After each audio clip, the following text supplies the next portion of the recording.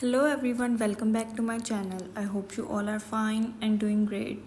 In this video, I'm gonna tell you about layered haircut tutorial. For a layered cut, you will need a few basic tools to get started. Sharp hair cutting scissors, fine tooth comb, hair clips, spray bottle, mirror, towel or cape, hair thinning shears if you want a softer, more blended look.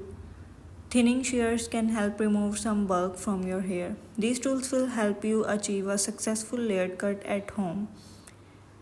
To section your hair for layers, you will need to follow these steps. Start with clean dry hair. It's best to work with clean dry hair as it's easier to see the natural texture and fall of your hair.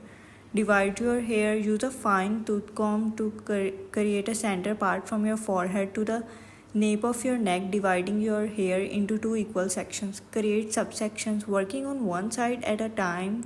Take a vertical section of hair from the front to the back. The width of this section will determine the thickness of the hair. Clip the rest of the hair. Use hair clips to secure the rest of your hair out of the way. This will prevent it from getting mixed up with the section you are working on. Cut the first section. Hold the section of hair between your fingers and cut it at the desired length. For a softer, more blended look, you can use a slight angle while cutting. Match the layers.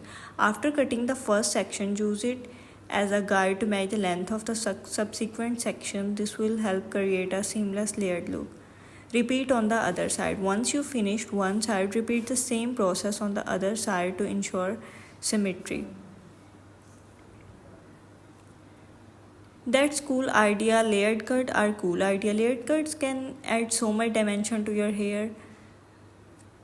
So viewers, let's end the video here. If you like my video, please like and subscribe my channel and don't forget to press the bell icon. Thank you.